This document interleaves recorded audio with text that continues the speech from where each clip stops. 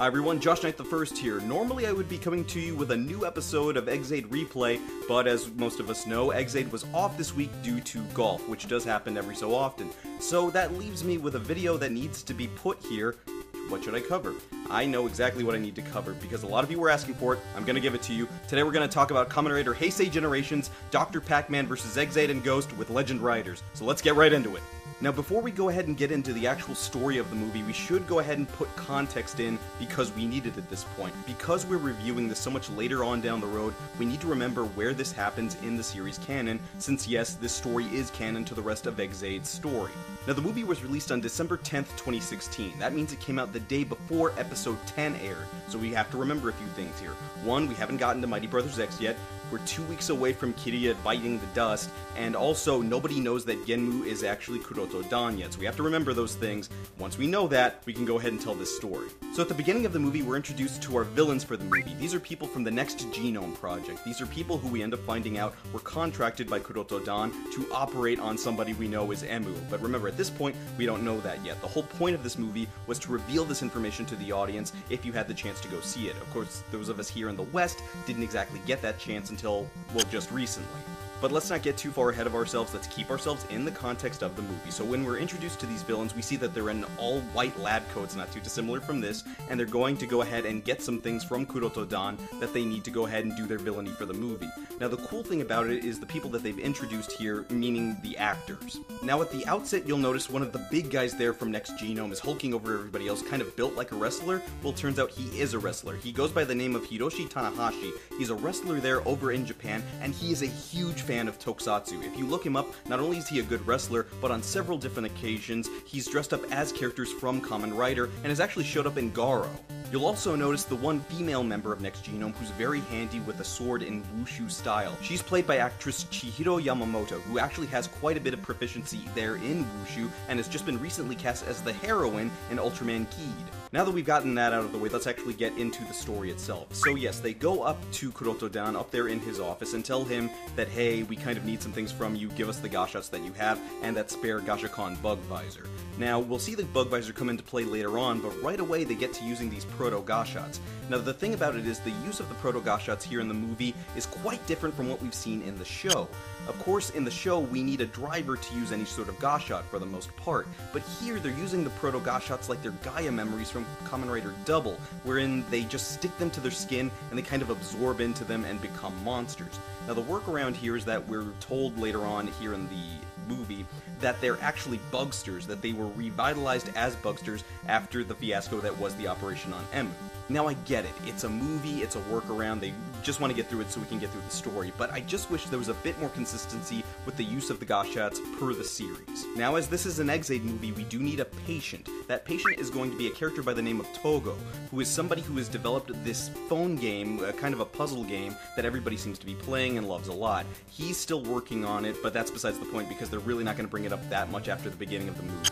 Now, as the title denotes, Pac-Man does play a fairly decent-sized part in this movie, for about half of it. Now, you might ask yourself, why is Pac-Man here attacking people? The answer is merchandising, specifically that Bandai Namco owns Pac-Man, and they work along with Toei and Bandai on a lot of things. So really, it was just a really easy licensing deal, and there's no other reason for Pac-Man to be there. Now, since the movie was released in December, it falls into the vein of what's known as Movie Wars, which are these team-up movies that they started doing back in 2009 with Decade and Double, and they've been doing them ever since until now. Over the last few years, really last year going into this year, they've adapted this new style where they're telling a cohesive movie where both writers interplay over the course of the hour and a half, whereas before it was Part A the first writer, Part A the second writer, and Part C where they come together. Sometimes the older is better, but really if you're telling a good story, it doesn't matter that much. Here, I can mostly say it was a good story. Now, since it's a movie war, we do need to go ahead and reintroduce an old friend of ours, Kamen Rider Ghost. And the thing about it is, he's not much different than the last time we saw him. Now I'm here to talk about the movie, not Kamen Rider Ghost, but I do have to talk about Ghost just a little bit since he does play a big part in this movie.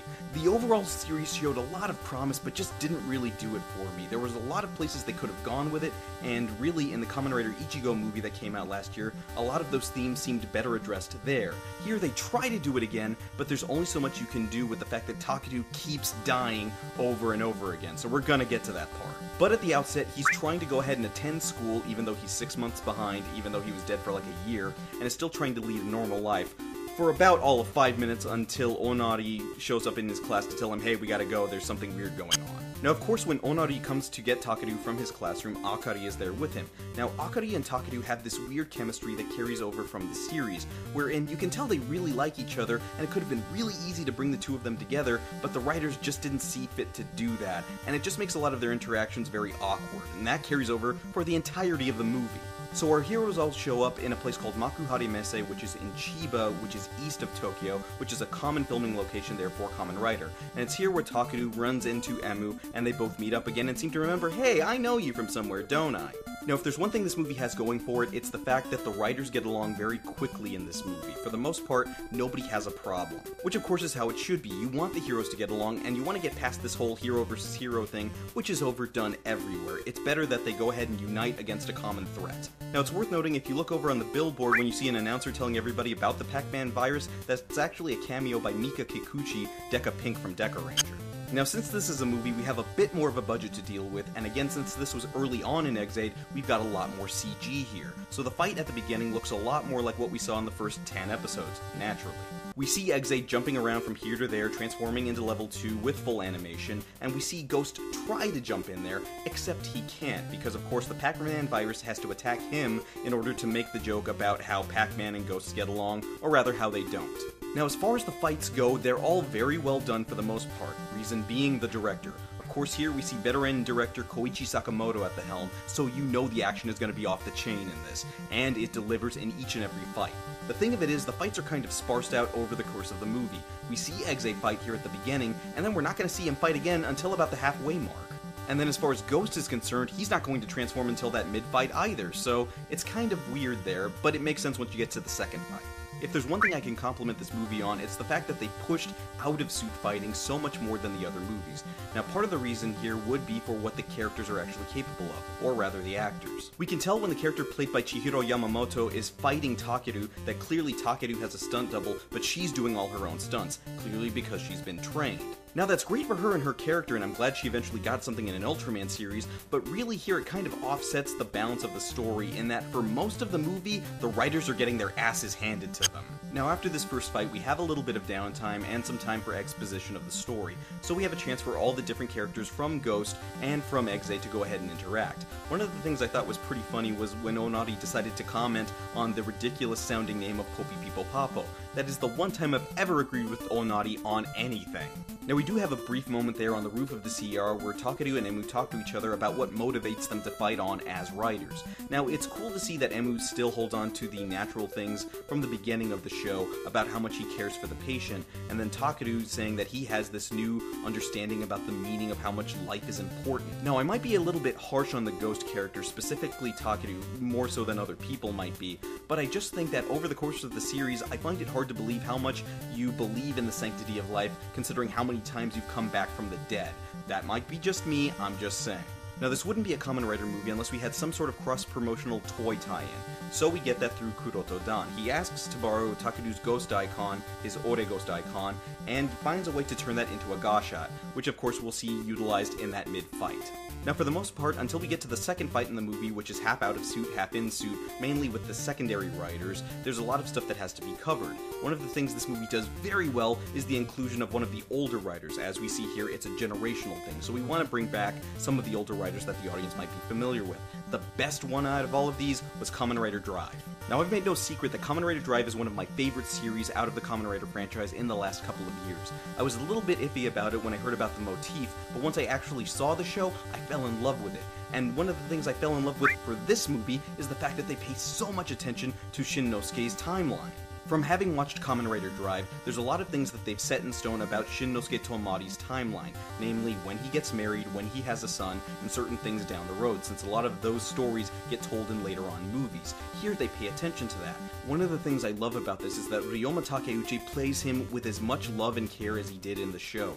You can tell he's somebody who still cares very much about justice and his duty as a Kamen Rider, even though he has a child on the way and can't exactly transform, which is in keeping with his storyline. After the events of last year's movie War, Mr. Belt was put away again after that fight, so at this point, he shouldn't be able to transform. Now, they'll address that at the end of the movie, and the way they do that is kinda weird, but we'll get past that. I just really appreciate it so much that they paid that much attention to his character. They could have very easily written in a different character to give that exposition to Takeru and the Ghost crew, but the fact that they remembered, you know what, if the cops are involved, we have a cop writer, let's go ahead and bring him back here.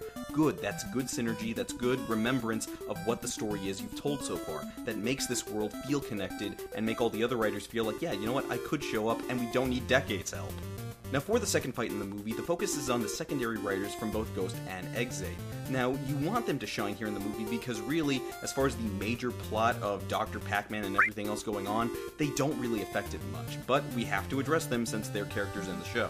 Now, when Hiro, Taiga, and Kiria show up, it makes sense because, again, this is their series, and they would have been keeping tabs on Emu, which makes perfect sense. But when Alan and Makoto show up, there's really no reason for it. They just happen to be there when Takeru was again getting his ass handed to him. Now, this fight happens at about the 35-minute mark, and really that's as much as you're going to see of the secondary writers. They never transform again for the rest of the movie. So if you really like these writers, this would be a good time to tune in. Now, while this is time for the secondary writers to shine, it does shine a light on something that's been a complaint, at least in my book, for Kamen Rider series of the past generation. Really, the Heisei generation. Ha, I said it fine. Point being, it's this over-reliance on the transformation belt. Now, we do know from Kamen Rider Ghost that Takeru has some training in fighting, but not really anything that can really take anybody down without him having to transform. Emu even less so. He's a gamer, not a fighter. Now, admittedly, I thought they were going to do something a little bit different with this, specifically with Shinnosuke, in that he talks about how much he wants to be there and help out, wants to be able to transform, but he feels this duty to do so, that even if he doesn't have a belt, he's still a Kamen Rider. I felt like this was something they could have pushed a lot more, since Takeru, for the most part, couldn't transform for about half the movie. But they didn't really push it any further than that. I guess it was a missed opportunity. Now, the more the fights go on, the more this brings up another problem that's been going on in recent Rider movies, or even Sentai crossover movies, which is a sound balancing issue. The sound is awful. You can't hear the soundtrack or the individual noises that the belts are making one over the other. It's just kind of this cacophony of noise, and you can't really make out what you're listening to. I really wish they would get a better sound guy there at Toei, but up until now, they haven't. Now, after all of the secondary Rider fights basically end in a draw, it's up to Exade and Ghost to go ahead and fight Pac-Man in his evil form. Yes, Pac-Man has to have an evil form for this movie, just go with it.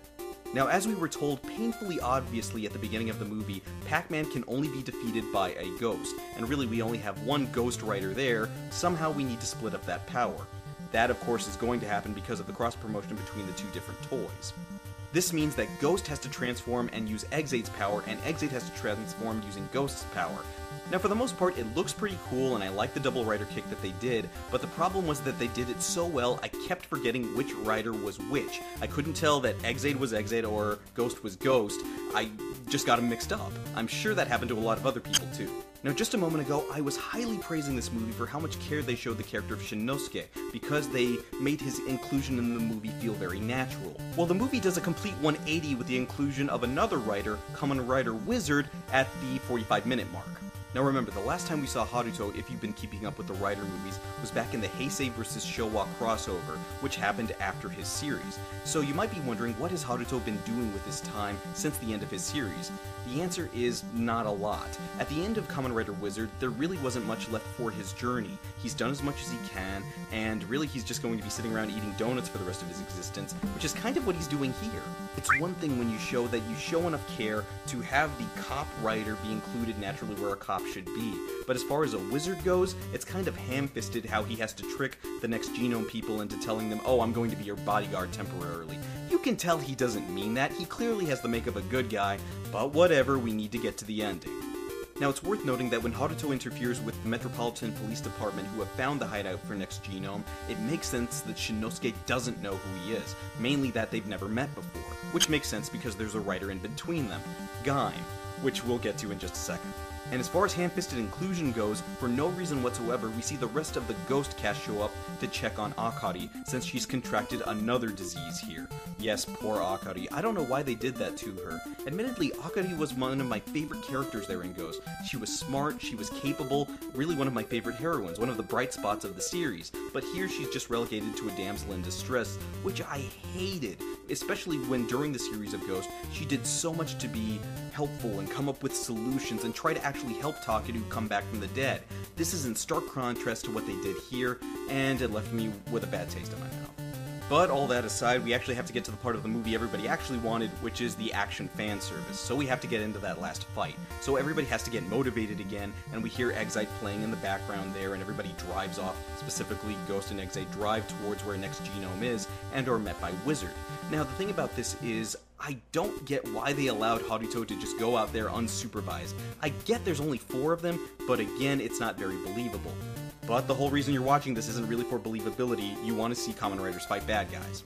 Now, once they actually show up at Next Genome's hideout, we get our third out-of-suit fight, which again is very knockdown, drag out, very well done. We see Shinnosuke using actual good gun technique as a cop there, but is clearly outmatched. So it's at this point that we see the writers have to transform. Now, mind you, this is a Heisei Generation movie, so we need the missing writer there, Gaim. That's kind of my problem with this portion. Now, admittedly, Kamen Rider Gaim was very popular over in Japan and personally is one of my favorite series from the last couple of years. The way they were able to tell that story in a very dark tone, which was kind of misleading at the beginning, was honestly one of the greatest things I've seen in the last couple of years. But there's an interesting problem that we had here, in that the producers couldn't get Gakusano back as Kota. Now, it does happen that every so often an actor does have other engagements, so they can't always come back. But the thing about it is, it'd be kind of weird if we're missing the writer in between Wizard and Drive. So the way the movie sets about trying to get around this is a technique called Frankensteining. Now, let me go ahead and explain what that is. Frankensteining is what happens when you can't get somebody's actual voice or get them to come in to record new voice lines. So what you do is you source old voice lines and then kind of splice them up and put them in a different order. That's exactly what they do here. So the voice you're hearing is Gakusano as Gaim, but it's not his voice recorded recently. It's old clips from the show. It's really cool that we have all 5 writers here and they're about to transform, which should be really cool, but it feels a little weird that we're only getting 4 transformations instead of 5. On top of that, it's the fact that they remembered making him the literal Deus Ex Machina, that Gaim had to go remember and get Mr. Belt from down underneath the Metropolitan Police Department and bring him to Shinnosuke, which makes sense, you guys remembered he could do that, but I just wish they'd gone about it just a little bit differently. Alright, I made it! Now I can finally get in there and help all the other writers. But first, I should transform! Hold on a second, Kota. Shouldn't you wait until you get inside to transform? No, Mr. Belt, I need to transform right now so I can help my friends! Really? Because it seems like a missed opportunity if you don't wait to get inside and transform with the other writers. That would actually look cooler, I would say. No, it's very important that I do this right now! Really? Because I would have to say that'd be entirely disappointing, and really that's something people would be looking forward to if they were watching this. Don't worry about it, it'll probably be fine. So now we get into the end main giant fight. Now it's at this point that we get to hear all of our old favorite themes from the openings of the last few Kamen Riders. Except Ghost, he's the only one where you don't get to hear his theme. Every other theme, Surprise Drive, Just Live More, Life is Showtime, we already heard Excite, we get to hear all of those, but we don't hear We Think Therefore We Are, which I thought was kind of weird. We hear his OST in the background, but we never hear his opening theme. That's kind of weird. And it's not like Toei doesn't have the rights to the song. Clearly they could perform it there for their live concert that they did recently, so I'm wondering what the problem was. Now, as far as Wizard, Gaim, and Drive are concerned, they have absolutely no problem with their Bugster combatants. Each of them goes through every last form that they have, save for movie forms, and beats them thoroughly. Now, as far as Exate and Ghost are concerned, they're having to fight Zaizen Michihiko, who has upgraded himself, and this new puzzle-type Bugster that they've invented for the movie. Now, the thing about it is, yes, it makes sense that Zaizen Michihiko, who we all know is the person who operated on Enmu, will be a problem here. And actually, I really like the suit design. I don't want to miss that. It's a very well done suit. I'm kinda sad that we didn't get to see it in the series proper, but I'm glad it exists at all. point being, Ghost shouldn't have too much of a problem since he, aside from Emu, has a final form. But we see him jobbing to that puzzle Bugster in ways that don't really make sense. He shouldn't be standing up to that much punishment. I get it, it's a new type of Bugster with a new strain of the virus, but he shouldn't be trying that hard.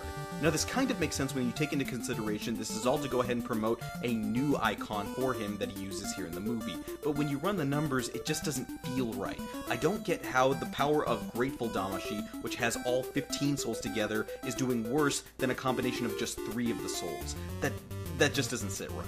Now, of course, the most important part of this movie is the reveal that Emu was the original Bugster patient back 6 years ago, which of course was the thing that Kuroto-dan hired Next Genome to make happen. The funny part about this is that that's all well and good. You'll understand that and you'll buy into it, even more so if you haven't seen it, if you haven't seen the movie up till this point. But there's one really glaring continuity error that I can't really see past, and it's this. It's that Zaizen Michihiko clearly operated on Emu, and back from the second out-of-suit fight, Zaizen Michihiko was looking straight at Emu, and he never once brings up, "Hey, aren't you that kid I operated on?" He never brings it up once, and that seemed really obvious, so I don't get why they didn't address that. It would seem that he would have talked about it at all, but he doesn't. He never refers to it. In fact, the only reason we have that is because of something that Ghost can do, which is when he touches people, he can kind of see their memories. So if it weren't for the fact that Takeru had touched Zaizen Michihiko, we never would have known that. But that doesn't make sense because Zaizen should have been able to remember that on his own, since that's the last human memory he has. On top of that, we hear Zaizen and Takeru talk about the shared memory that they just saw, and Emu just managed to not hear them, and Takeru never brings it up for the rest of the movie. That's a bunch of bull if you ask me. That's not good for writers to get along like that, like, hey, glad we fought that guy. By the way, did you know you were operated on? That's not good looking out, man. You're not being a bro. Now, since we're getting to the end of the movie, we need Emu to go ahead and finish off Zaizen Michihiko. So the way that's done is going back to a trend that started all the way in the very first movie war, which is that you're going to see a mid-series power-up done in a different way here in the movie. Now, some movie wars are a little bit different about that, where the inclusion is canon to the series, like the Kamen Rider Double portion of that movie war. Here, it's not exactly the same. We're going to see Mighty Brothers Double X, but it's not going to be the same way that it shows up in the series proper. And with the last explosion, every villain has been defeated, everyone's been cured, everybody's happy, the writers pledge to fight together if they ever need to. Looks like we've got everything we need in this movie. I think. Let me check the checklist here. Let's see. Team up, useless side characters, bad guy blows up. Oh yeah, Takeru has to die again. And the thing is, like I said, he died so many times in his own series and in his own movie, they just couldn't get around him having to do it again. And the thing about it is, we had 5 minutes left in this mofo, and he still had to die. I don't get why they had to do that. On top of that, Emu doesn't do a really good job of bringing him back from the dead. He starts doing CPR on him, but then he never does mouth-to-mouth, which is weird because you would think he should know that as a medical professional, but he doesn't. He just keeps pumping on his chest for about what feels like forever, 10 minutes, I don't know, and he manages to get him back from the dead. So again, I really don't feel that Takeru has the best outlook on how precious life is when he keeps coming back from the dead, when really he should have died about 5 times already. This would lead to the second time I've ever agreed with Onari when he tells him don't even bother trying to bring him back, he's already dead. I kinda wish they'd left him that way. But whatever, I guess we've learned that writers really can't stay dead anymore. And aside from a tease at the end of the movie for Perfect Puzzle, which again we hadn't seen in the series proper, that's pretty much the movie. That's Heisei Generations. Admittedly, for as much as I was ragging on it this whole time, I actually really enjoyed this movie. Compared to last year's movie war with Ghost and Drive, this story felt a little bit more cohesive. Yeah, it can be very fanservice-y at parts, but that's part of the thing I love about Kamen Rider, and I'm not going to put that aside. I love the explosions, I love the inclusion of story and older characters and the way they fit into everything else. I love that I can still enjoy this at this age as much as I did when I started getting into Kamen Rider 10 years ago. Really, my hope is that for future crossover movies and movie wars proper, that we can see more of that kind of inclusion that they did for Shinnosuke, that they can remember, hey, I remember where that character was at the end of his series, let's make sure that that's consistent. I like that they're keeping continuity with that. As far as Takeru is concerned, maybe they'll bring him back, maybe they won't. But I think there's not much more you can do with his story either. But if he comes back, I'll be happy to see him, because in the end, he's still a common writer. Am I disappointed we couldn't see Gaku Sano back as Kota? Yeah, of course, but I'm not going to be mad that he had other work to do. I'm actually really happy when writers get work after their series. I'm just happy that Shunya Shiraishi could show up again as Haruto. But of course, these were my thoughts on the movie. What did you guys think of the movie, if you've seen it already? Did you like the action? Did you appreciate how they reincorporated Shinnosuke into the story? And did you like how Mighty Brothers was done here in this movie compared to the series? You tell me in the comments below. And of course, during the week, you can always talk to me over on social media. On Twitter, I'm at JoshKnight1st. This has been my review of Heisei Generation's Dr. Pac-Man vs. Ghost in Exade featuring legend writers. I'm Josh Knight the First. I'll see you guys again next week.